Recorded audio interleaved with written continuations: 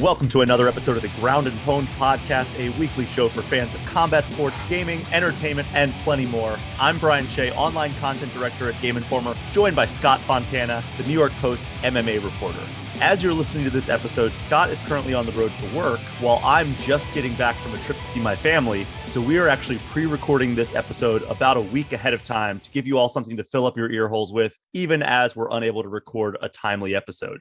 So as such, we won't have any discussion on the latest fights or the latest headlines in the world of gaming, but we do have a couple of things that we think are going to be pretty fun. Scott, how are you? Oh, I'm good, but I want to push back on that a little bit because, did you see the fights the other day? Man. I can't believe that guy punched that other guy. I just couldn't believe what happened in those fights, especially the ones in London at UFC. Like, did you see that coming? Yeah, I did see a fight happening in London. That's true. That's true. That's what I saw ahead of time, and that's what actually happened. Fights. And there were video games all weekend. Yeah, I can't believe those headlines, man. Just wild. Just wild stuff. Unfortunately, we have a jam-packed episode. Yeah, we have a jam-packed episode, so we're not going to be able to talk about any of those headlines or any of those fights. No. We got something fun. We're gonna do something fun. There is we've kicked around ideas before, Brian and I, about what we could do, on a week where we had a situation like this, where we can't kind of keep up with the latest news, the latest happenings. We need to kind of get you some good programming, fun programming, but programming that is not as timely. So we've concocted a draft of sorts. Because, who doesn't love drafting things? It's always a good time. It is. So this is a gaming and MMA podcast. So we're going to take a little bit of best of both worlds here. We're going to start with the gaming side of the coin here. We're going to go decade by decade, and we are going to pick a team of 3 games from each decade, and we're going to see who can come up with the best team of games, the best set of games that you would want to play from each decade. And I feel like that's obviously a very subjective thing, right? We're not necessarily saying these are the best. At least I'm not. I'm not going to draft that way. I'm drafting based on the games I'm most interested in keeping in my collection. If I can only keep a few, this is what I'm kind of thinking. So what I propose is we're each doing 3. We're going to do a random number generator to determine who goes first. Person with the number 1 pick. Can I pray to RNGesus first? The person with the number 1 pick is going to get to pick first, but then the person second gets to pick 2. So it's a serpentine. Okay. So that way there's a little bit of positive, even if you land with the number 2 pick. So here's the question. Do we start with and we're going to start in the 80s. We're doing the 80s, the 90s, 2000s, 2010s, and then we'll have a very an abbreviated 2020s. Yeah, we're only going to choose one game in the 2020s. So that's the one time where picking first will really pay off. Oh, yes. But all right. So do you want number 1 or 2? I got to go number 1. That's all what Nelly said. He's number 1. I'm hitting the random number generator. It was number 1. So do you want to pick first or do you want to pick second and then have 2 and 3? You know what? I'm going to pick first. All right. I'm going to take notes of what you pick. I think you have to, right? Like that's really much the only way to kind of keep track of this, right? I'm going to you're going to be the arbiter. So if we mess up, we're going to confer with you. Not going to both do it because that's just, we don't need to. Yeah. So I have my notes all set up. So whenever you are ready, go ahead and give us your first pick from the 80s. With the number 1 pick in our video game decade draft. Good name. I think that works. Scott Fontana, am selecting Mega Man 2 for the Nintendo Entertainment System. Wow, what a great pick. Mega Man 2, a high pick on my board. Not the highest, but I will say it was on the board. Pick. It was on the board. Okay. It was lower on the board, but it was still on the board. That makes me feel even better about it because I have a feeling I've got some games that may not necessarily make it on your board. And that I might have left games off that are a few that I can guarantee are on yours. Wow. Well, that's a good start. So you have Mega Man. So I have number 2 and number 3 now. Yes, you do. I'm going to take a duo. Real quick though, before you make the pick, because you had Mega Man 2 on your board. Is that the greatest of the original NES Mega Mans? What do you think? I absolutely think so. Okay. I think that it's for a lot of series, the first entry is always kind of like we're figuring things out still. Like you look at like Mass Effect, Uncharted, Assassin's Creed, those are all franchises they were still figuring out, working out the kinks, and like then they were able to really perfect the formula with the subsequent entries. And I think that was very much the case with Mega Man 2. Yep, absolutely. The soundtrack is from phenomenal. 6 to 8. The difficulty was not quite so oppressive that it wasn't as much fun. Sometimes I think the level design was much better by 2. It just overall it was a much better experience when they got to 2. Yeah, I would agree with you 100%. So I'm going to stick on the NES as well, which feels like the only one to do. I'm doing a 2-pack of Nintendo classics, Super Mario Brothers and The Legend of Zelda. Yes, not surprised that those are actually your 2. I'd prognosticated that was going to be your 2 and 3 there.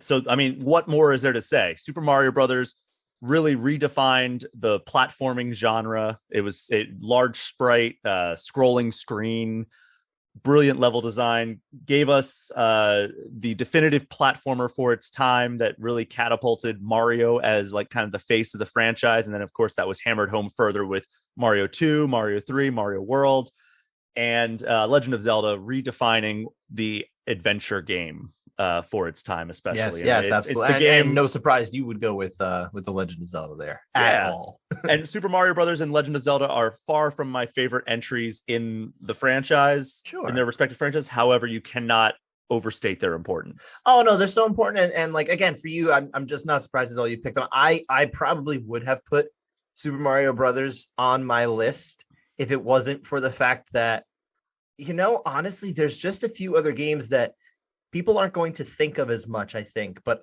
I do, and I kind of want to take them with me.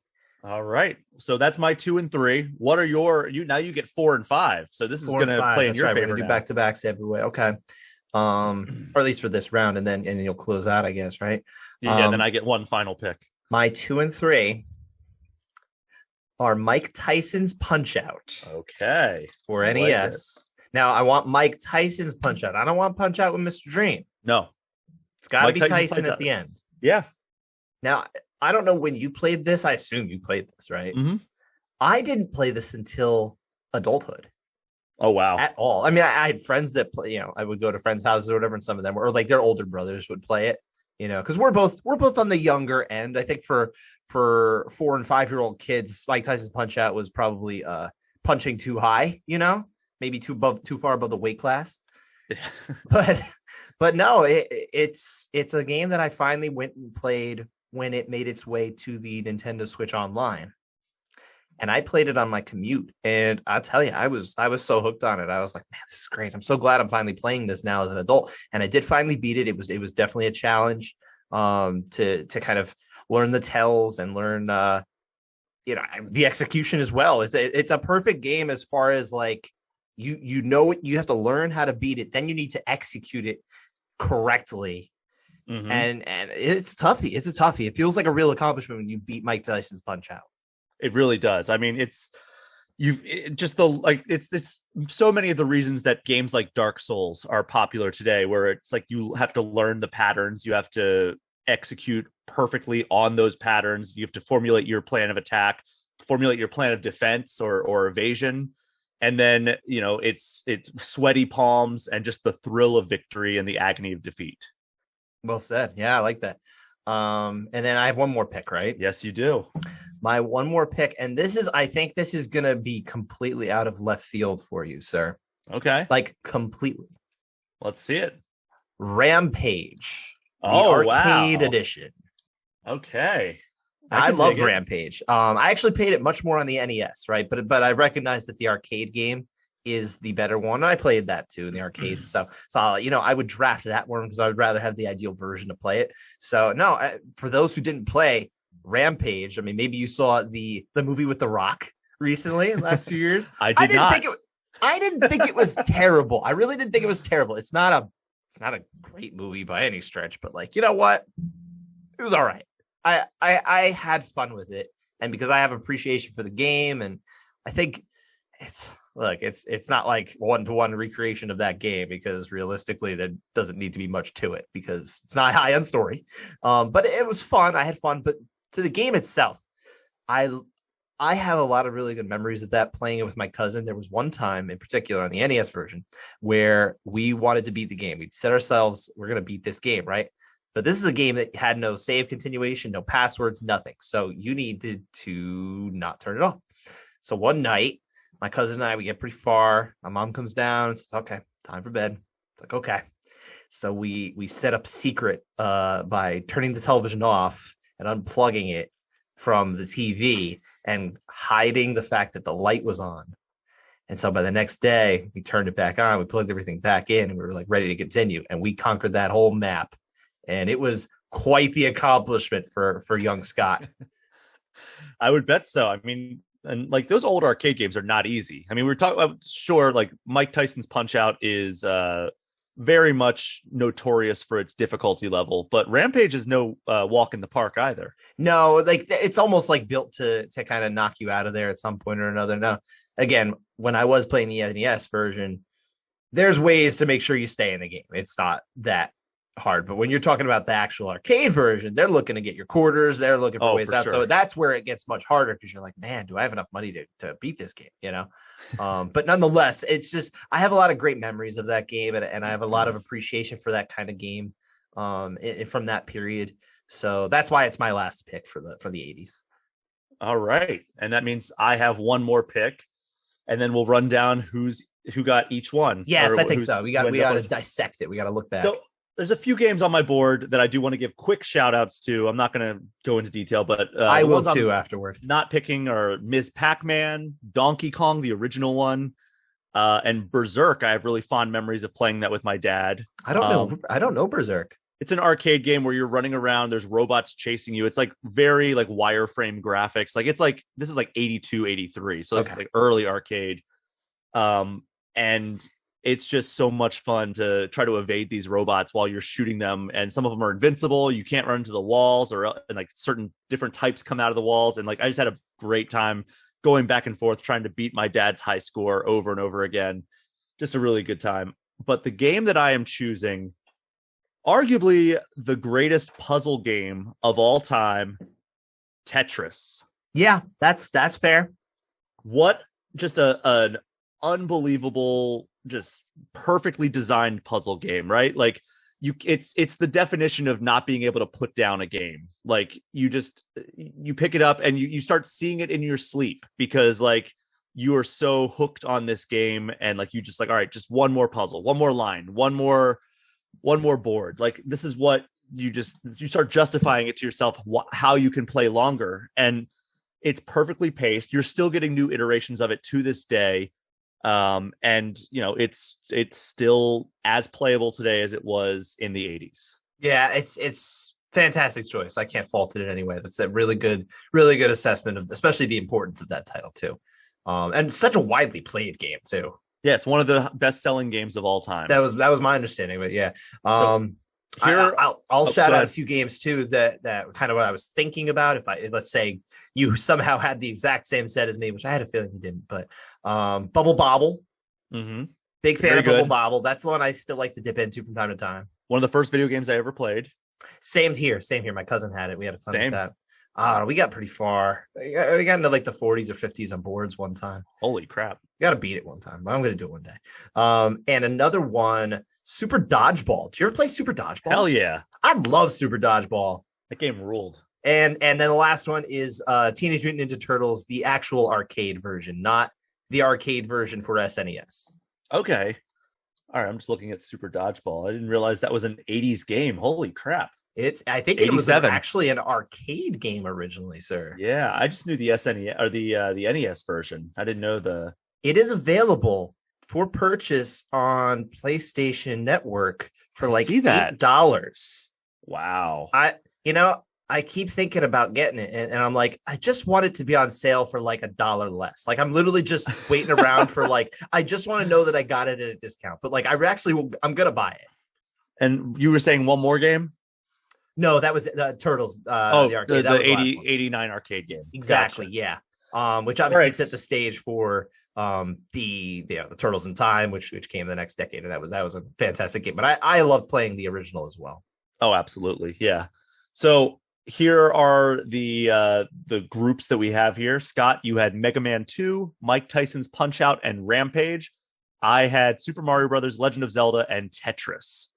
So I feel like yours is more like a chalk kind of picks here, and I've got a little bit more, not so much really, because it's really just Rampage. But there's probably a little bit more of an eclectic mix here than like the true, staple classics. You know what I mean? Sure. And I'm still, even so, I'm going with like the games that I love the most from that, which is funny. Oh, because, yeah, no, like, this isn't critical. This is just kind of an assessment of how they look on, once we got it in the books, Oh, for sure. When the only one that I was like, okay, well, this is one that I'm just choosing in case everything else got picked. Like, this is a game I have really fond memories of, was Berserk. And okay. But even then, that's considered a very beloved game from the 80s. I'm sure it is. It's just, I mean, that being before our time, if I never was exposed to it, I didn't know it. So yeah, that's fascinating, though. All right, so let's move on to the 90s. Exactly. Yeah, and I guess you get the number one pick now, right? Or, I was going to keep doing the random number generator. Oh, we can do sure, why not? So you're going to stick with one? Yeah, I'm always number one. Well, not today, because it's number 2 came up on the random number generator. Well, so, enjoy it, sir. It's good. We'll take turns. That works. Sir. I'm going to go first. Go first, and I'm going to pick what was my favorite game of all time until a few years ago, and that is The Legend of Zelda: Ocarina of Time. Okay. We're going with 2 Zelda games very early on here. However, you can't fault what this game did for the 3D just action adventure game. And it was my favorite game of all time for 20 years. So, it's just one of those games that has it's not as playable today, but it's still a phenomenal game. My buddy bought that one when it came out, and I didn't grow up playing Zelda. I really didn't. Like, I'd heard of Zelda, and I remembered Zelda was on like a TV show. They had the cartoon version that was around the same time as the Super Mario Brothers Super Show. Big fan of that, by the way. Of course. I have that on some sort of video somewhere, right? It's not good, but like it's nostalgia. Anyway, but yeah, I remember Link being the character and everything. So I'd never really played or watched the game, but like my buddy bought it, and he bought the guidebook, right? So I came over, and I was kind of his man, like his guy in the chair, I was his guy in the chair helping him through with the book and everything. So we were having a good time with that. That's a good memory I have of that game, but I wasn't actually going to select that game either. Oh, wow. You were I'm very you're going different. off the I'm reservation. kind of different. Yeah. You're built different. That is true. All right. So what did you get 2 and 3 now? So I got 2 and 3, and this is tough because I actually had a lot of choices on my board. I had really trouble narrowing down. The 90s is when this draft gets real. Yeah, and I would actually say for me, it actually gets even harder in the 2000s. It's 2 very good decades of games. Yeah, absolutely. I feel like it's like golden age-ish. But anyway, nonetheless, picks have to be made. My first of 2, and that is going to be TMNT Turtles in Time. Or Super Nintendo. I want to be specific there. Okay. Because the Super Nintendo one was superior. I had a feeling you would go with this. And yes, the Super NES version is better. The only downside to the Super NES version is you cannot play 4-player. That is an absolute travesty. However, I rarely had a time where I was with more than one friend at a time, so it never impacted anything. So, but now as an adult, it's like, man, it'd be nice, especially when the collection comes out. However, now we have 6 players at one time through Shredder's Revenge, so it kind of makes it kind of soothes it a little bit, So I feel better about it. And this game was also on my list. I was not near the top as it was for you. However, it's just an outstanding pick. Real quick, because we both agree. Why is it that the Super Nintendo version is better, Brian? I think that just like the gameplay feels better. You don't have the BS difficulty that's dialed up to 11 like you do in the arcade game. It's a much more playable game. Like look at like a mobile game today where it's free to play versus one that is designed where you just buy it once and that's all. The free to play version is going to be designed around getting you to spill out your coins, spill out your digital currency, and basically designed with some frustration in mind, not enough to get you to quit the game, but enough to get you to spend more money. That was the day. That was the era.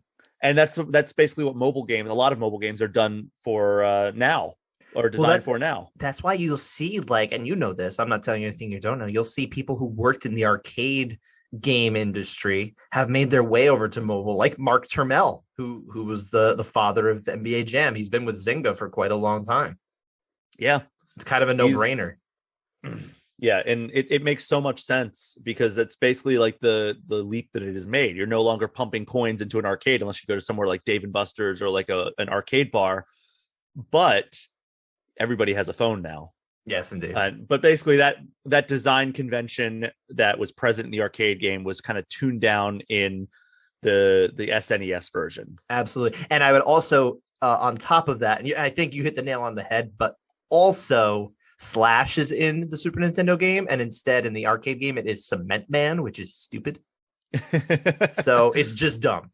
Give me Slash and his amazing guitar solos. Well, yeah, I mean that's his cousin. All right, it's still my pick though, right? I get number 3 now. Yep. Okay, man, this is tough because the problem is there's like a whole wide range of game consoles and things that are out in this decade. Like you picked an N64, I picked a Super Nintendo. It's so tough because I have so many memories of so many different types. NES games were viable still. PlayStation 1 was hitting the scene. N64, as you had mentioned, like Dreamcast was hitting. It's very, very tough, but I would be remiss if I did not pick Super Mario World. Oh, that was Super NES. That was one on very near the top of my list. And I had a feeling if I didn't pick it now, it wasn't going to be available later. So I said, I probably have to pull the trigger now before you get in and maybe get that game. So I'm pulling it off the board. I'm pulling Super Mario World, off the board. I mean, I don't know how you feel about this game, but I do believe this is like the actual perfection of the 2D Mario format. Absolutely. This is where, like, honestly, you don't need to play any of them after. You can, and there's so many good ones, right?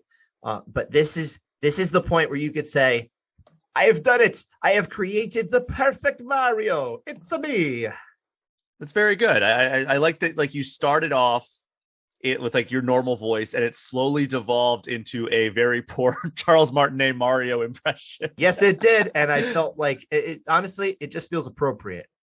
Well, I mean, that one stings to lose. Honestly, I'm sorry. I think it's the best platforming game of all time. It's the best Mario game of all time, and it's one of the greatest Nintendo games ever created. So I love my Nintendo, and that one stings to lose. But I very happily will give it up to you. I'm very proud to say this because it's such a weird accomplishment. But I beat Super Mario World playing on a touchscreen tablet on my commute to work. Over the course of like a month. Do you know how hard that is? You don't know where your thumb is in relation to the D-pad.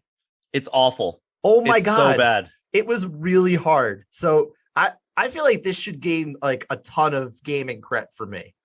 Or why were you playing it that way? Because it was the option I had. Wait, when was this? When was this? This would have been 10 years ago. Okay. All right. As long as it wasn't out on the 3DS yet. I don't know if it was or not, but it wasn't because that a 3DS. I think that came out in like 2018. Okay, so yeah, you're safe. You're safe. All right. But either way, that for me, it was just that was the way I had it. I had, I still had my SNES copy, so I could play a ROM legally. So it's just fine. I was playing on my tablet, and I was like, man, this is hard, but I'm like, I'm going to do this. It was kind of like a personal challenge. But I beat that game so many times. I love it. It was the first game that I played with my best buddy growing up. Shout out to Adriatic. There are not too many of them. He knows who he is. And but yeah, there's a lot of special memories with it too. So that was just a wonderful game that I'll always love. Yeah, easily one of the best games of all time, and a terrific pick. Your turn, sir. You get 2 and 3 for you. Well, I have 4 and 5 now off the board now. 4 and 5, but your last 2. Yeah. I'm going to go with Pokemon Red and Blue as my first of 2 picks. That counts. That's one game. Yeah, I mean, if it's not counting, I'll just choose one of them. It's the same. Well, that'd be messed up. Yeah. But no, both. It's the same thing. Pokemon Red and Blue. it kicked off the highest grossing entertainment franchise in the world.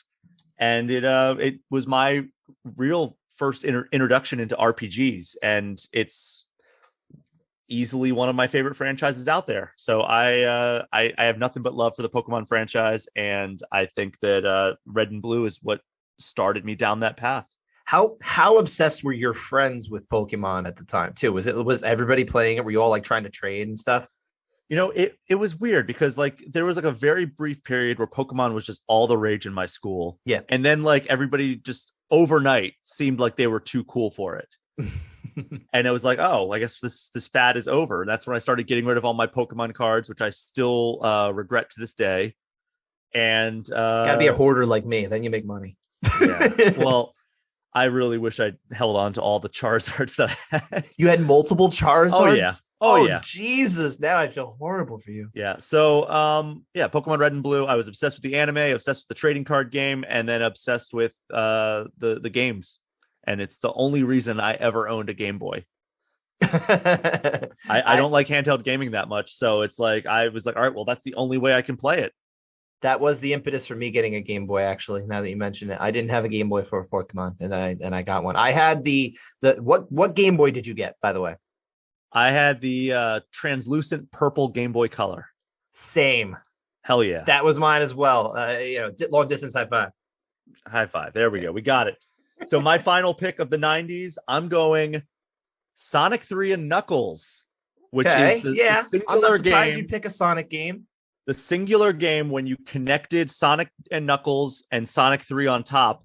And here's the fun fact. I asked, because a lot of people have debated, is it one game? Is it two games? I think together that is the best Sonic game overall. And people have debated if it's one or two games because you have to connect two different cartridges together that are standalone games together, but they were designed as one game. And I asked the lead designer / director of the games just a month ago, is that one or two games? And he said, that's one game.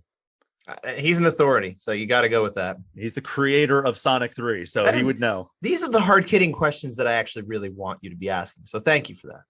I'll have to send you my rapid-fire interview with the head of Sonic team. I think you'd enjoy it. Okay, yeah, that sounds good. So that is my 3. So that leaves you, and I'll give it my shout-outs, honorable mentions at the end. I have 4 left over from my board. Right. Yeah, so for me, my last pick, and this one's really, really tough because, again, I feel like I'm leaving things out, and I'm going to leave out a game that honestly is very near and dear to, two games that are very near and dear to me, because I do feel like I have to pick another one that is not just Super Nintendo. Okay. And that is GoldenEye 64. Oh, that's a great pick. It was on my board. I didn't have any N64s, and realistically, as I was looking at the N64 collection, there's even some that I didn't put on my list that I'll probably just buzz real quick. But GoldenEye 64, man, this was my entire summer. The year it came out, it was literally the only thing that my buddy and I did. I went over and we played it in his garage where he had his TV set up. They didn't use it for the cars. They just kind of had, it was like a play area, right? And we would just go in there and we played GoldenEye every single day for 2+ months, whatever the whole summer vacation was. It was just wow. And it wasn't just multiplayer. We were challenging ourselves to try and, get all the cheats, beat every level, do all the times and everything like that you did to try and get everything. It was an obsession for us. Again, my same buddy who used to play Super Mario World with. This was our whole thing. Actually, all 3 of these games have real strong ties to this good friend of mine. So there's a lot of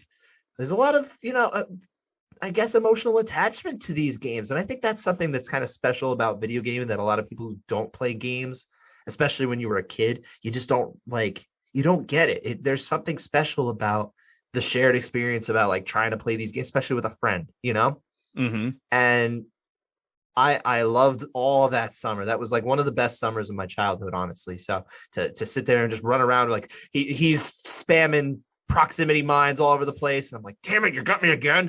And he was always better than me at the game. But then we had one time there was a buddy who came over, and we finally had somebody outside of him and I who got to observe us play. And I always thought he was way better. My buddy who I play with, I always thought he was way better. And then his friend that he meets in school comes over and he's watching him. This is 6th grade.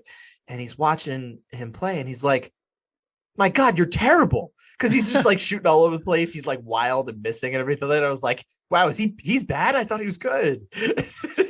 Then you got introduced to a whole new level.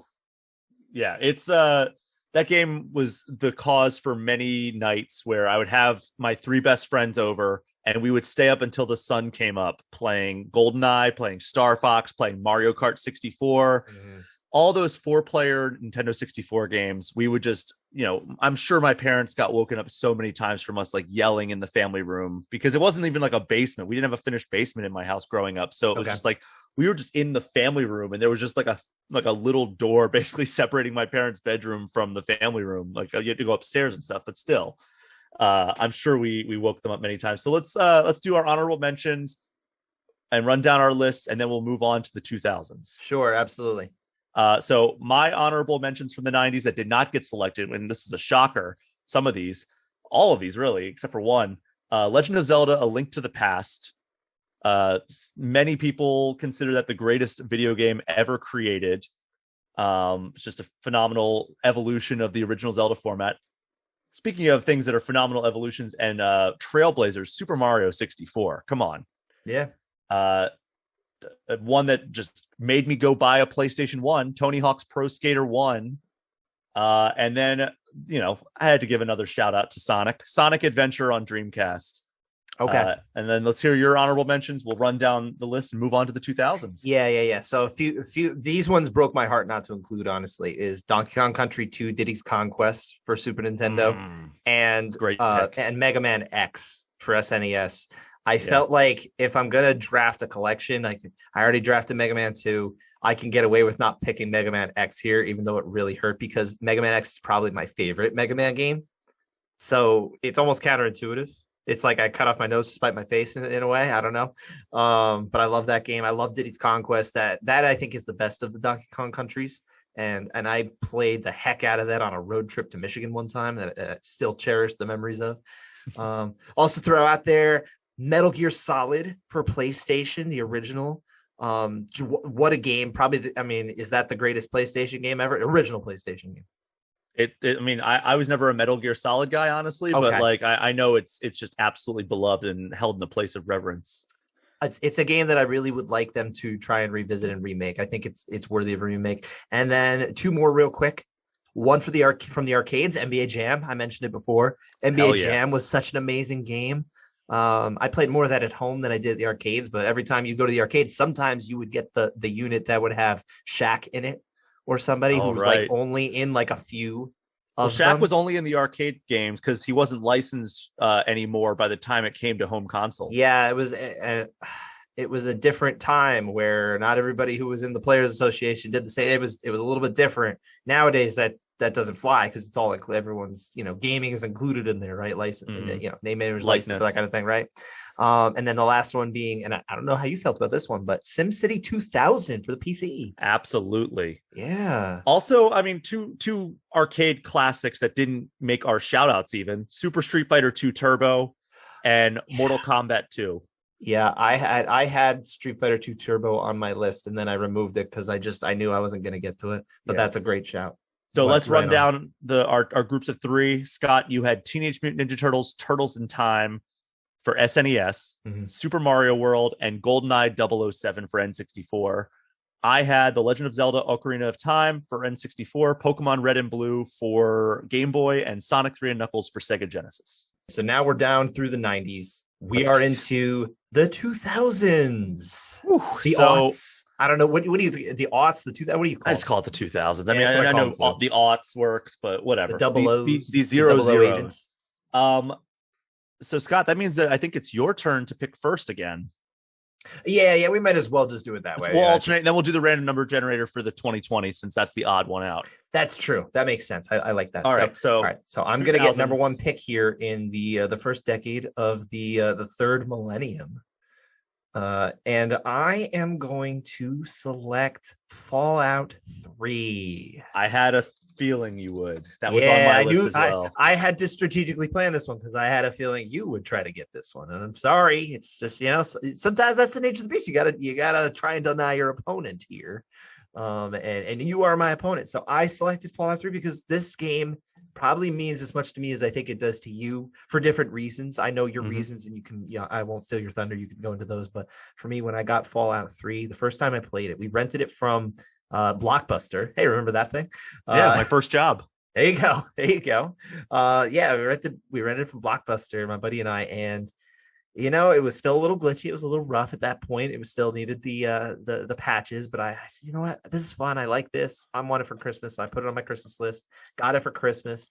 And I played that game from late December into the summer. And that was the only game I played. So that tells you a lot about this game. I played it for more than half a year. And I platinumed it. I beat so many different things in it. That was like me and beating super mutants was all I was doing for a very long time, and it was so much fun. Avoiding death claws, going all these ways. The story kept you going. Liam Neeson being your dad, you're trying to. Oh, that's right. Yeah, I know, right? You almost forget it. I absolutely forgot. I even went on because at this point I was a single man and I was trying online dating, and I did go on a date one time with a girl who was playing Fallout 3, so we had that in common, which was a lot of fun. It was only one date, that was it, but we definitely that was like a cool thing. I was like, man, I'm on a date with a girl who plays Fallout 3. This is great. So that was a special one. That is one of my all-time favorite games, period. Yeah, that was the game that got me into video game journalism, essentially. I mean, I was in college. I went to Circuit City as it was going out of business. I bought Fallout 3 on clearance. I mean, the whole store was clearance because they were going out of business, but that is how liquidation. There we go. Yeah. And I got the collector's edition. I still have the little lunchbox and everything, and bobblehead that it came with. And that's cool. I loved it so much. I was writing about music at the time, but I was like, I'm going to write about video games. So I wrote a review of Fallout 3. It absolutely sucked, the review, not the game. The game I gave an amazing score. Can I find that review? Does it exist somewhere? No, it does not. The Do website you still is have gone. it? I do. I actually have a physical copy of the review. Would you share it with me? Just no. You absolutely really wouldn't? not. I no. I don't even like to read it myself. That's fair.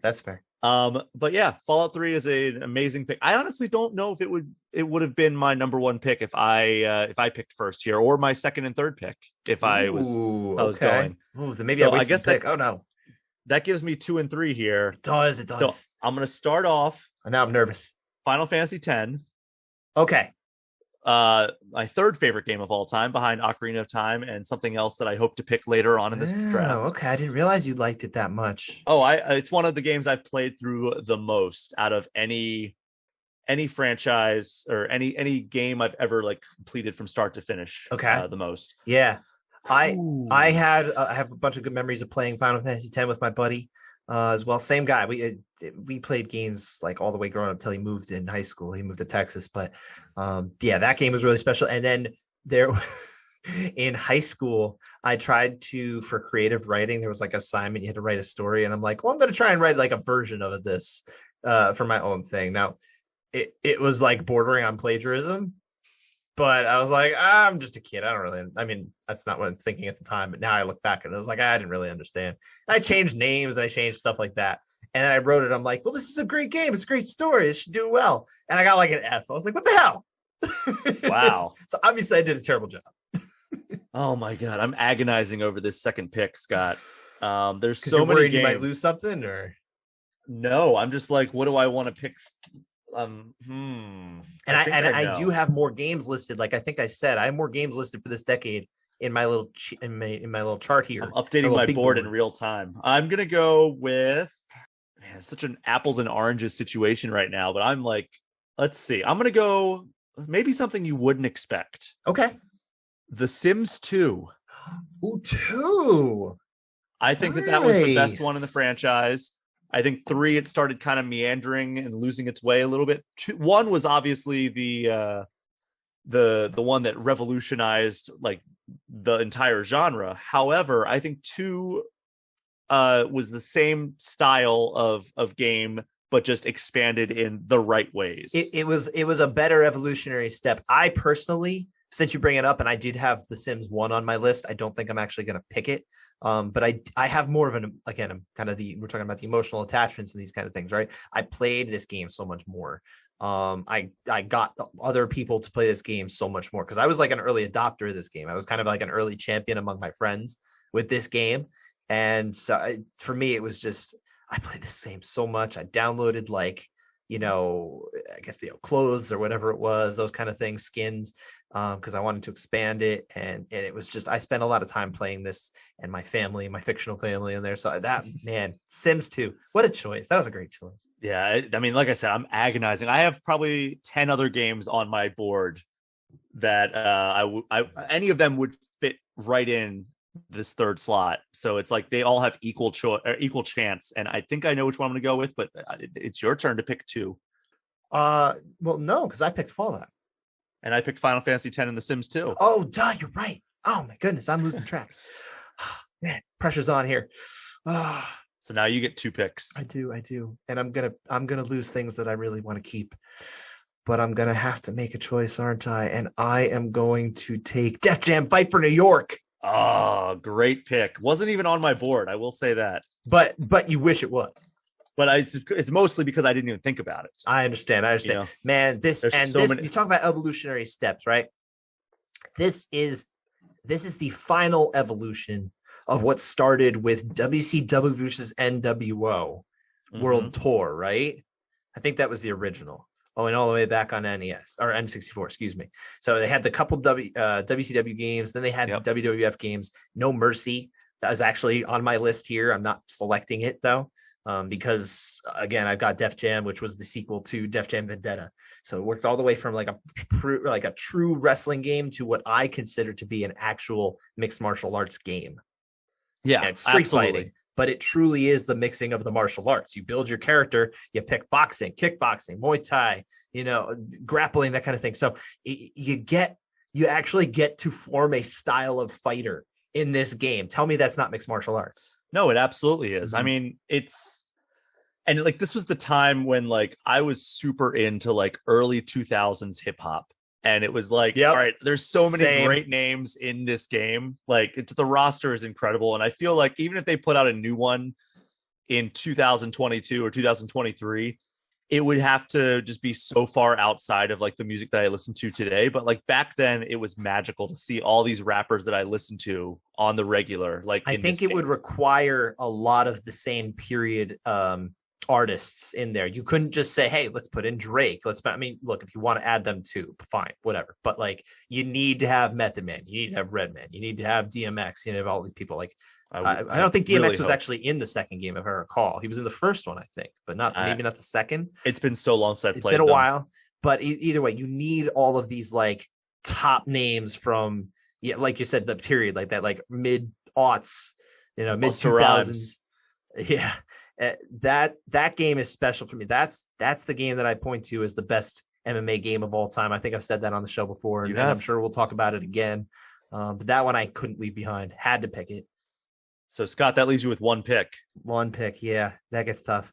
I think my last pick, I am going to use, and I don't know if this might surprise you, Midnight Club 3 Dub Edition.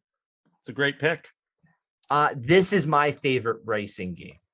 It's not necessarily the best. I think it was better than any of the other street racing games of the time. Like I would fight you on that because I feel very strongly about the gameplay of it. I felt the oh my God, the music. You talk about period music, that type of oh my God, that was Real Big. You remember by Real Big by Manny Fresh? Oh my God, yeah. Yes, that song is still hilarious and still fun. And my friends and I like to play it once in a while when we all get together. And we have a good time with it. But that whole soundtrack to all the cars in the game, the recreated cities, and then they added they made like a second version that also included Tokyo. They made it was like it was essentially an expansion, but without like expansion. You had to buy the new version, sort of more like the way they used to do like Street Fighter games, right? And I had to get that version. So I had that one. And man, that is easily my favorite racing game. Not even close. And if I'm only going to have one racing game, I want it to be that one. So I had to pick it. You had me add a game in the last second to my board. I'm not going to pick it, but I wanted to give it a shout out before we close out. I'll do that in my honorable mentions. Yeah. But what's your final one? So Midnight Club 3 Dub Edition, before we move on, I think that was the one. It was either 2 or 3 that would allow you to insert a cheat code so your car could shoot bullets. I don't know, because I don't think I did that. It could have been in 2 or 3, but I didn't drive really around and just basically like waste pedestrians, and it was like so much fun. I don't know why that made it so. And like they would just ragdoll, like basically they would just go flying at like 100 miles an hour if you hit them with the gun that was shooting out of the front of your car. It was either 2 or 3 that you could do that, but I had so much fun just driving around for like aimlessly and doing that. Because you were a preteen, teen-age kid who just wanted to maim everything because you didn't understand life. Yeah, basically. I had no value on life at that point. I mean, who did at that age? Let's be honest. We played a lot of Grand Theft Auto, right? We sure did. Man, I think I know what I'm going to go with for my final pick. What you got? I'm bouncing between 2 of them, and they're the same genre, same developer even. Mm-hmm. But I'm going to go with Rock Band 2 as my final pick. Okay. In the 2000s. This was not in my wheelhouse. I mean, I played it, but this wasn't my thing. I thought about going Guitar Hero 2. Okay. Because that was the one that really got me. Like I, at a point in time, like I was a very not well off college student. And I had Rock Band 2, and I was just like, this is the only game I play on my Xbox. This is the only thing I play. I buy all the DLC. I'm doing like, I'm just playing this. I'm coming home from class, doing my work, and then playing Rock Band. That's all I'm doing. I thought about selling all my other games because I was just like, this is the only thing I'm playing. I might as well just take that money, buy like Xbox Live points, and then put it towards Rock Band DLC. Mm-hmm. And then, I came to my senses and I was like, I still like playing other games too. But like, I was like, man, like how much money, like I was thinking like how much money could I get for all these games? Like, and like how many DLC songs would that equal? And Rock Band 2, I still buy Rock Band DLC to this day, building on top of that library because all the DLC transferred. So it's like they're still going for it. It's Rock Band 4 now, but still like it's the same platform mentality. It was just an incredible accomplishment by Harmonix. And you know what? Good for you that at least you're getting the mileage out of it.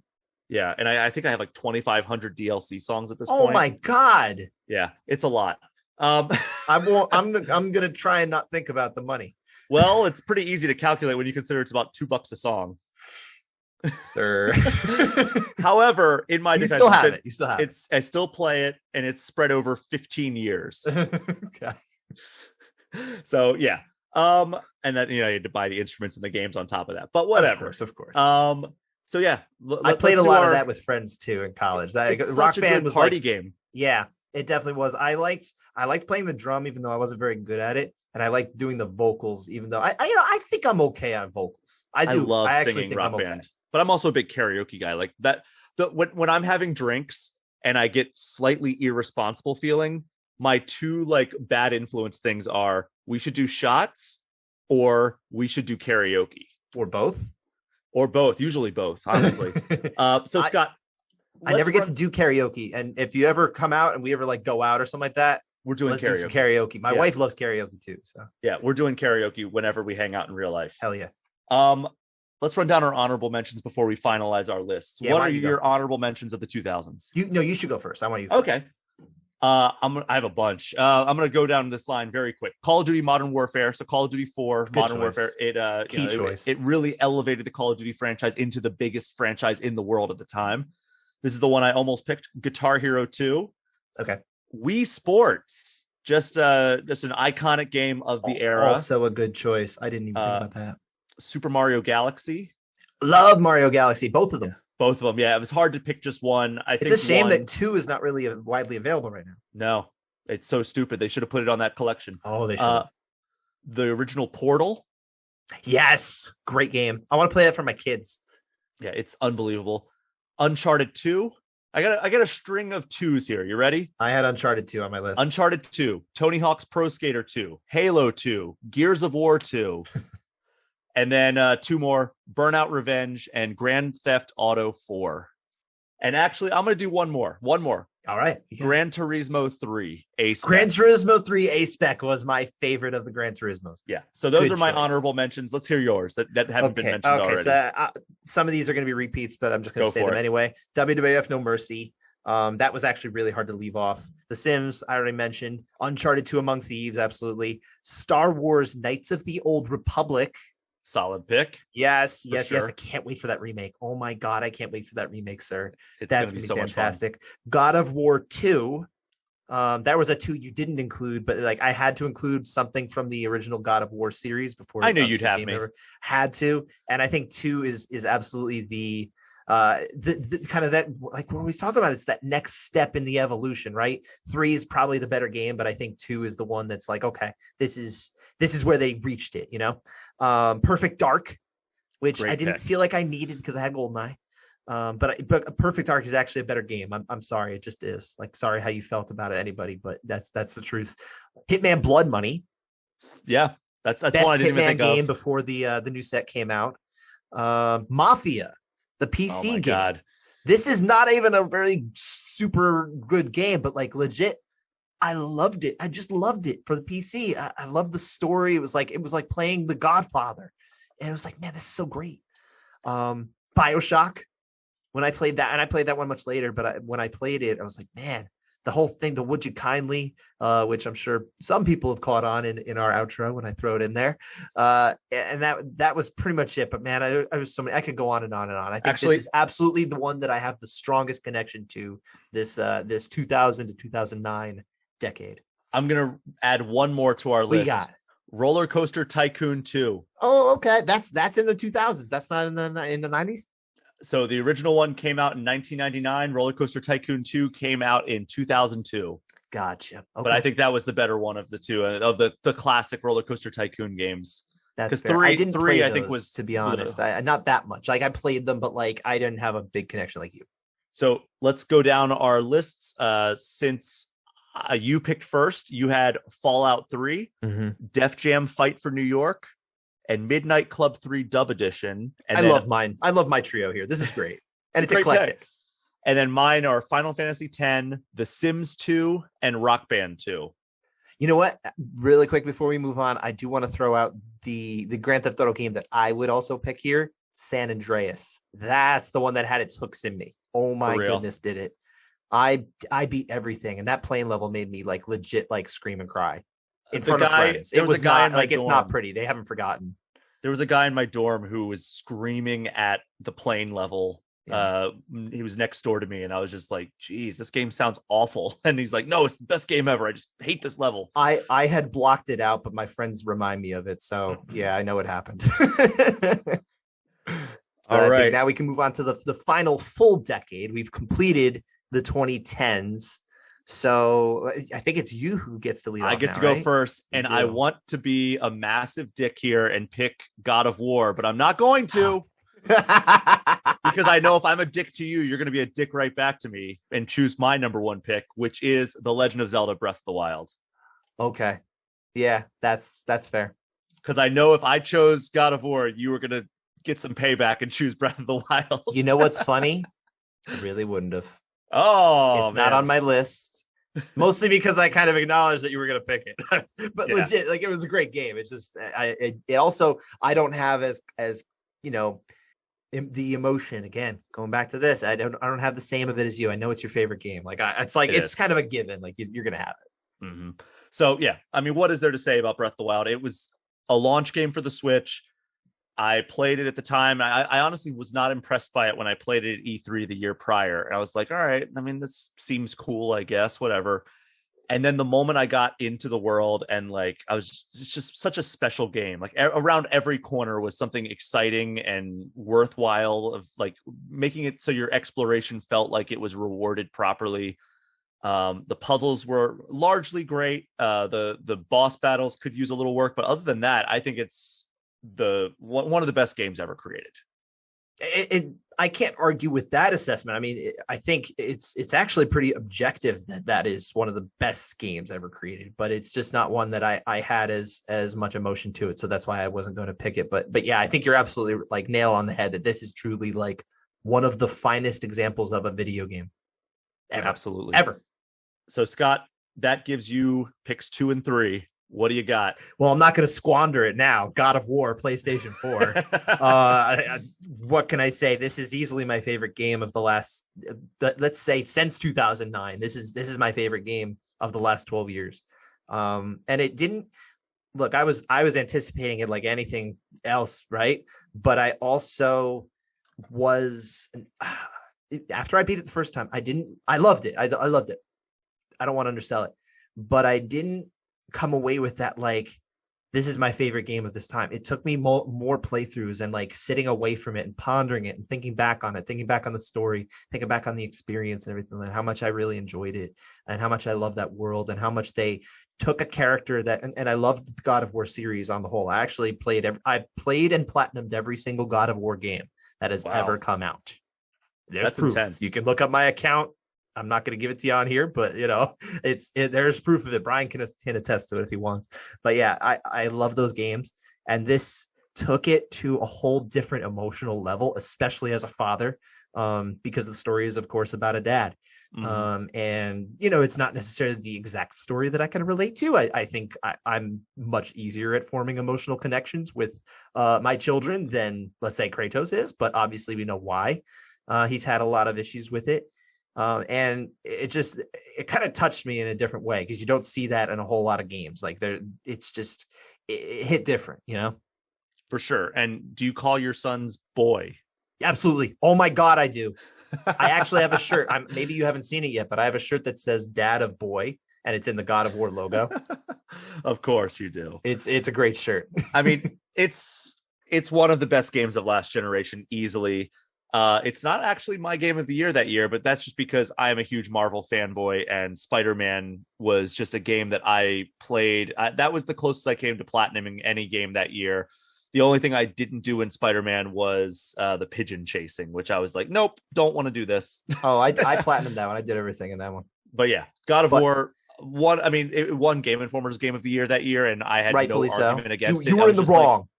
I wasn't even saying like that Spider-Man was a better game. I was just saying, hey, it's better for my personal tastes. Sure. I understand. God of War is an incredible game. It was my number 2 game of that year, and I had no reason other than I just like Spider-Man a whole lot. Gotcha. Well, then my number 2 pick in that round, because I get the next pick, right? Yep. I'm just gonna steal Spider-Man from you just to be a jerk. No. I'm actually not gonna pick Spider-Man. I'm really not. My second pick, and I don't know if this will surprise you or not, Red Dead Redemption 2. All right. That was on my board. Because I had a tough time picking between 1 and 2. They both came out in the same decade, farther apart, different generations. Like you kind of had, I guess it was like the middle of the PS3 generation was the first one, but this one came out at the very end of the PS4 cycle. So it was very advanced for it. Very, very great, well-designed game. And man, just when I talk to people about this game and they say like, they tell me they haven't beaten it. I'm like, you gotta finish the game. It's just an amazing story. All these characters are very well formed. The gameplay is fantastic. The missions I think are diverse enough that it doesn't get stale even as long as it goes, especially because there's the narrative pushing it forward and the characters and their motivations and that kind of thing pushing it forward. And, even the story tells, and I don't want to go too deep into it because we could go on forever, right? But the story, it's kind of telling of this time is fading away, right? Mm-hmm. And that's a continuation of the well, it ended up being really a sequel. This is a prequel game. 2 is the prequel. It's always so weird, but yeah, I love the themes of it. I just love the story. I think it's beautifully designed. I think you come to really appreciate Arthur Morgan as a character, and he really leaves his mark. Yeah, it's such a great game. Red Dead Redemption 2 that was the number 3 game of the year for me that year. What a year. Oh my God, that year. Right? Yeah. That's is that one of the best years of games, like in the last, like, let's say the turn of the century? I mean, 2017 was pretty special as well.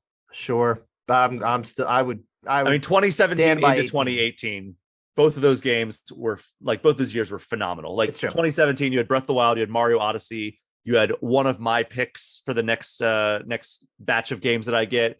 You had Nier Automata. I think you had Yakuza 0.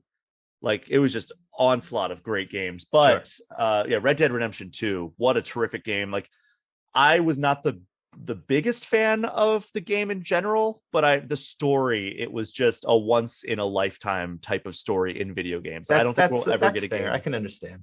But the game itself is amazing as well, and it's just I hope we get more games like that. But I don't think we will. I honestly don't think we'll ever get a game like Red Dead Redemption 2 ever again. That makes me sad. And that almost fits with the game. It does. So now you get your 2 and 3, if I understand. I get my 2 and 3. Mm-hmm. And this actually played out exactly how I wanted it to. Oh, you had the board all set up, huh? Overwatch. Okay, I wasn't going to take that anyway. Probably my favorite first-person shooter of all time. Okay. Just multiplayer hero shooting perfection. I'm so excited for Overwatch 2 to come out in October. But I've played over 1,000 hours of that game, and it was my daily player for about 2 or 3 years, where I would finish up work, eat dinner, and then play Overwatch. And then speaking of games I poured a ton of hours into, Persona 5. Okay. My second favorite RPG of all time, behind Final Fantasy X. It's just a fantastic game. It takes about 120 hours to beat, but I beat it once in 2017, and then I beat it again in 2020 because Persona 5 Royal came out, which with 30 extra hours of content, which I'm going to take it off my board in the 2020s. But the 2010s, Persona 5 makes my team. Okay. Yeah, and another game that I don't really have as much attachment to. I've never played it. I know people love it. That kind of played out neatly because I don't have to worry about you taking any of mine. And I honestly felt this, and you're done. I don't want to step on your toes, right? I'm all done. I didn't have as many games that I felt such a strong connection to in this decade. I think I played more games in this decade than any other decade because I was reviewing games, right? So I had so many. But I guess there were fewer that I felt, and probably more because they're moving away from single player games. There are fewer of them, maybe. I don't know. I'm just kind of speculating here, and maybe I'm just less playing multiplayer games than I used to. So that could be why. My final pick for this decade, Batman Arkham City. I thought you would pick that when I was making this. Yeah. I had another one that was really this one is really tough to leave off, and I'll mention in just a moment, but Arkham City, absolutely. I had to pick an Arkham game because I love this series. I think they did such an amazing job with this series. There was a lot. Remember when Arkham Asylum was coming out? There were a lot of doubts because no one really had high expectations out of Batman games. They had not had a very good history. I would argue that the Super Nintendo Batman and Robin, eventually the Batman Robin game, is not terrible. But like that, I mean, you got to go all the way back to that, and it's pretty much it, right? The Batman Begins game sucked, and we're still in. I can't sugarcoat it. It sucked. We're still at the time that they're making these movies, and this was a Batman game that was not going to be attached to the Nolan trilogy, which I love, by the way. But it wasn't attached to it. It was like, okay, well, what's this going to be? And it sounded interesting. But I'm like, man, I'm gonna, I gotta play this, and I played it. And I freaking loved it. And then Arkham City was coming out. I'm like, man, this is gonna be great. And sure enough, it was everything I wanted to be and more. This is the perfect Batman game. It's just perfect. I really don't have much more to say. I'm so floored by how perfect this game is, how much I still love to go back and play it. So we've often talked about like comparing Spider-Man, the Insomniac Spider-Man series to the Arkham series. And we will one day. We're going to wait until the next Spider-Man game comes out before we do that, because that way it's the same number of Insomniac developed games as we got from Rocksteady. But the thing that both of those series do so well is they leverage one of the most iconic rogues galleries of all time, right? Yes. Like Batman has just such an amazing, broad gallery of enemies that he fights on the regular, whether you're talking Scarecrow or Two-Face or even like Catwoman popping up, and then of course Joker and Harley Quinn. Like such a great job using all of those characters in effective ways, just the way the Insomniac Spider-Man games have done. They had the Sinister Six in the first game. Like how do you top that? And then they're like, oh, well, in Spider-Man 2, it's going to be Kraven the Hunter and Venom. And it's like, oh man, like they're just, and then you're assuming that Spider-Man 3 is going to be Green Goblin. And it's like, they are just pulling out all the stops in like, in including the villains that we want to fight against. And they're doing a terrific job. And Arkham City, I think, was the pinnacle of that franchise. I liked Arkham Knight a lot more than most people, honestly. And I think Arkham Asylum, I actually really did. Arkham Asylum, people will often point to as the best game in the series, but I think Arkham City is truly that. I can't argue with Arkham Asylum, but honestly, I really do think that Arkham City is the realization, the next step, because you're actually going around Gotham too, and that was like the key thing that it just by its very nature couldn't have. Yeah, 100%. Honorable mentions. I don't have too many for this decade, to be perfectly honest. There's a lot of games I like, but few that I really loved. And even some of these, like not as many of them I loved to the degree. BioShock Infinite, I did love. Mm-hmm. That was a tough one to leave off for me, to be perfectly honest. Again, I played this one only a few years ago, and when I went back and played it, I was like, wow, this really is a fantastic game. Witcher 3 Wild Hunt. That one I was not on my radar when it was coming out, and then Warner Brothers emailed me and they said, oh, we have this review copy of this game. And I was like, okay, sure. So I'll try it out, because I had a little time. It was in June. There wasn't really as much going on at that time. Mm-hmm. And I got totally sucked in. I played that straight for quite a while.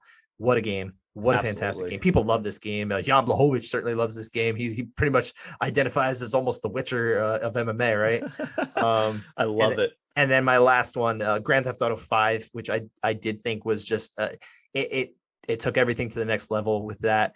I appreciate the way it did the online stuff, but I didn't really go deep into it. I'm really more thinking about the solo experience, where you got to, play as 3 different characters, 3 different perspectives, and make the smooth transitions throughout the world. I thought that was so cool. Absolutely. Like GTA 5, I mean, it's still going strong to this day. We're still getting new versions of it for the current gen consoles. It's now spanned across 3 different video game consoles, which is wild. So those are all great honorable mentions. I also had The Witcher 3 on my list. I had GTA 5 on my list. I will add Spider-Man, as I had mentioned. And I think I can consent to that one too. Mass Effect 2. Good choice. Yeah. I should have had those on there. If I had a 4th pick, it would go to Portal 2. Good choice. Skyrim. Yeah. Red Dead Redemption 1. Yeah. That, I mean, I kind of mentioned it, but yeah. Horizon Zero Dawn. Yeah, good one. And Super Mario Odyssey. Yeah. Okay. So let's run down our groups of 3 here. Scott, you had God of War 2018, Red Dead Redemption 2, and Batman Arkham City. I love it. I had The Legend of Zelda, Breath of the Wild, Overwatch, and Persona 5. So that is our 2010s. Scott, that leaves us with 1 decade and really a quarter of a decade. Yeah, we're at like just past the quarter mark. That's funny. 2.5 years. So we're only going to choose 1 game each. Yes. And this is where the random number generator really comes in handy. I think we got to do it. Yeah. So you still want to stick with 1? I am number 1. Actually, here's what we're going to do to make it a little different. I'm going to do 1 to 10. And you say evens or odds. Okay, fine. Odds. It is 4, so it's an even. Okay. So I am going to go first, obviously. I mean, that's the only choice when there's only 1 game to pick from. You should defer. Come on. Don't you want the ball in the second half? Yeah, overtime rules is what we're playing by now, where it's sudden death. As such, I'm going to go Ghost of Tsushima. No! Honestly, there was a moment where I thought about going with something else, and I'll tell you what that was. I actually have about 6 games left over on my board for the 2020s. You can tell me those, because you already used your pick. It doesn't matter. But you don't have an expanded out board?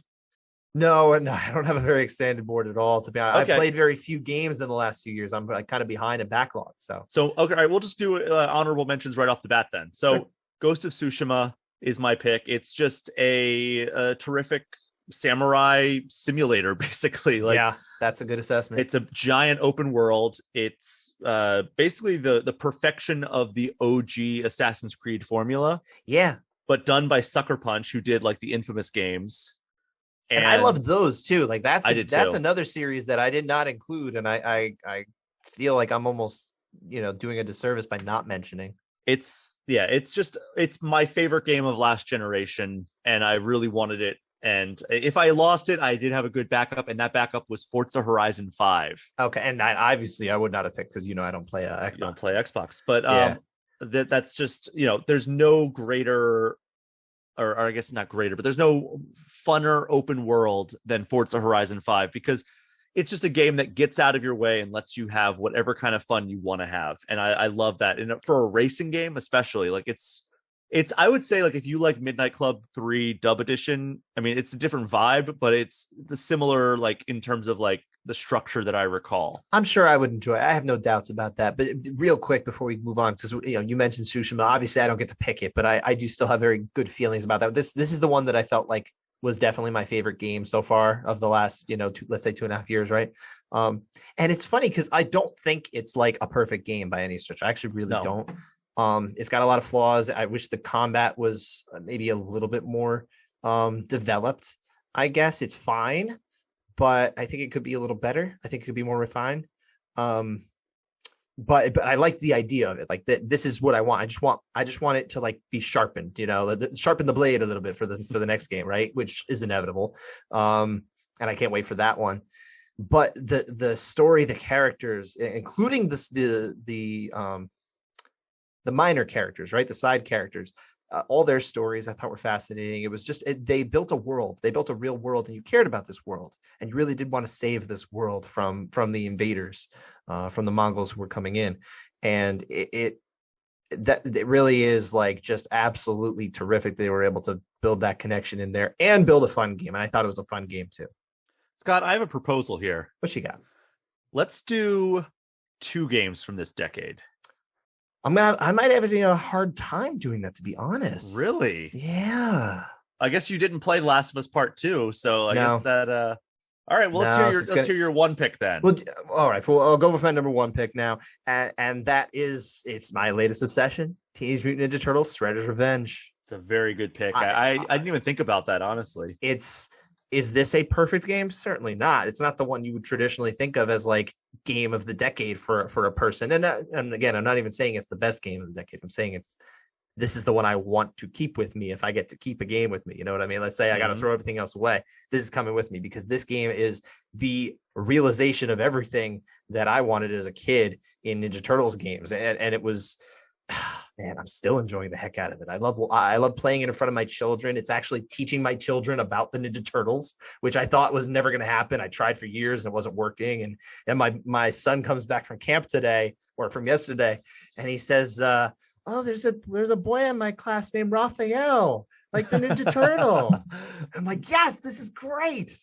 You've never been prouder. I have so many connections to it. I just platinumed it, like we mentioned on the last show. I'm just still loving this game, and I like I said, I'm gonna keep playing it. I don't care that I platinum the game. This is a game I'm gonna be coming back to for a long time, for sure. And I mean, it's a game that I think is like the perfect successor to those early games that you and I both have talked about over and over again. I mean, we've talked about this game episode, so many times over the course of this show's existence. It's a natural. I can't wait till you and I get to finally play it when they do, hopefully, inevitably bring cross platform play. You're going to be so disappointed in me because I'm just not that good at this game. But I'm going to help you along. You're going to carry. No. It's not even that. I'm going to teach you the ways. Okay. You're going to teach me the art of ninjutsu. I'm going to be your Splinter. Okay. All right. But yeah, it means you have to choose Splinter. I can do that. I'll play as anybody. I don't care. So what else were you going to name it? You obviously you name check one of them already. All right. Forza Horizon 5, Animal Crossing New Horizons. Okay. I know you have a lot of love for that one. Kept us all company during the very early stages of the pandemic. Final Fantasy VII Remake. Very good game. Very good game. That was a very strong game. The Last of Us Part 2. Just what a well-crafted experience that is. Again, it's up there with around the Red Dead Redemption 2 realm of like these amazingly told stories that you just didn't get back in the day. It's just a terrific game. Here's one that I don't think anybody would have guessed I would put on my list. Okay. Astro's Playroom. I like that one. My kids loved that game. It's such a great little tech demo for what the PlayStation 5's DualSense controller can do, but it's also a totally competent platformer. It's a great throwback to like the 3D platforming glory days. And also it's like super nostalgic if you love like PlayStation consoles. There's like a neat little museum quality to it. Yeah, it really was fun. I like that one. That's a good choice. It's like the automatically installed platformer on your PS5 when you buy it. What a nice choice, sir. I don't have a hat on. You have a hat on, but I tip my invisible hat to you, sir. And then two last ones, Hitman 3 and Pokemon Legends Arceus. You know what? Hitman 3, great choice. I teetered on how I'm supposed to include that, right? Because the original Hitman came out in the 2010s, last decade, and this is the third one. It's only got X number of levels, but also if you had the previous games, you have all the levels included. So I have every single thing included in this game. So this Hitman 3, the playground of what do they call it? Playground of Assassination, I think, or World of Assassination. It's World of Assassination. Yeah, World of Assassination. That is a game that in its final form is phenomenal. But I didn't know how to classify it. That's why I didn't actually mention it. Well, Hitman 3 is its own game. It just can import the levels from the past games. Exactly, but it does add all of the improvements of Hitman 3 into those, which is what Rock Band did. Like all over the course of the time, it's like, all right, Rock Band 4, now it gives you all these new features with your old DLC, which is incredible. Of course. But that was why I kind of struggled. I was like, do I only evaluate those levels? It was like, I just didn't know what to do with it. So I just the whole package. Yeah, but a good call. I'm glad you mentioned it. And it actually reminded me while we're talking about the World of Assassination, trying to figure out the name. Here's a game from the aughts actually that I really loved. And I still can't get because it's not available to play anymore. They haven't put it back out there for anything or remade or anything. Mercenaries, Playground of Destruction. Mm-hmm. Not a well-loved game necessarily, but I had so much fun playing this game. That was an honorable mention that I must include from the odds. Yeah, that was just a fun series. They haven't really done much with it in a long time, but the second one was all right. Honestly, it just wasn't as refined as it should be. So I think they probably didn't sell well. And they're like, games that are kind of along those lines are like Saints Row, that series. That's one I have to play. I haven't played it. There's a new one coming out next month. I feel like I got like a free one along the way. It must have been included in one of the PlayStation giveaways or something. So I should go look through and see maybe. But yeah. That's a good call. But yeah, so we actually had wait, before we move on, what would be your second picks? You already know what my second pick would have been. It would have been Forza Horizon 5. You would not have picked that because you've not played it. Right. What would of the ones that I named, I kind of gave you some ideas. Sure. What would second game on your team would have been? I guess if we're trying to put Hitman 3 in there, I feel pretty good about that one. Yeah, because I really love Hitman, and I didn't pick it in the aughts Blood Bunny, even though I love it. And I do think this is like, again, we're talking about the evolution of the series. This is Hitman at its finest and its most refined. It even has some levels that are kind of shout outs to previous Hitman games in theme, they're different levels. But yeah, and the fact that now, again, if you have all the games from prior, you could play I think it's like 18, 19. It's really more than 18 levels because some of them they kind of remade with like different, motifs and that kind of thing. And they do play differently. So there's so much content for it. If you've been buying them, like you were saying, and they keep putting out new seasons too. Yeah, absolutely. There's a new level's coming out like this week or just came out. I don't remember. So I actually have to go. You're reminding me. I got to go download that and maybe play it soon. Also, it's wild that they're still keeping up with it because like the game is just like, 2016, I think is when Hitman 1 came out. And they've just been putting out steady content pretty much ever since. But if I recall, that studio is actually making the next James Bond game. I believe so. Yeah. And that has me tickled. Which is not a phrase I use very frequently. In fact, it's probably the first time I've ever uttered it in such circumstances. But so another franchise that kind of has that mercenary vibe that I just thought of is Just Cause. Okay. Yeah, I played Just Cause, I think 4, which I've heard 3 is the better one. Yeah, 3 I think is like the one that most people love. I might have to go back and play that one. Saints Row 3. Saints Row the third is the one that most That's people the one where they went like off the wall, right? No, Saints Row 4 is the one where they went off the wall. That's one where there was like you're in virtual reality the whole time. Aliens came and destroyed the planet, and like they put you in a simulation and you're trying to fight back. I see. Saints Row the Third is crazy and like zany, but it's like still semi grounded in real life. Okay. But yeah, so we actually did have a MMA component that was similar to this, but we're going to save that for the next time that we are like not able to record a timely episode. Put it back in the pocket. It's a good idea. We'll I think we can even save the theme. We don't have to actually even vocalize it yet. Yeah. But it is a draft like segment that we would do. And I think it'd be a lot of fun. And it actually has it almost has like a video gamey feel to it. It does. Yeah, it totally does. And we'll get back to that next time. But Scott, I think for us not being able to go over the headlines, this was a fun show. I had a lot of fun doing this. In fact, you know what? Screw it. Let's never talk about the headlines again. Let's just ignore the world. Just come up with a different evergreen subject every single episode. I love it. No. We'll go back to our typical format next time out.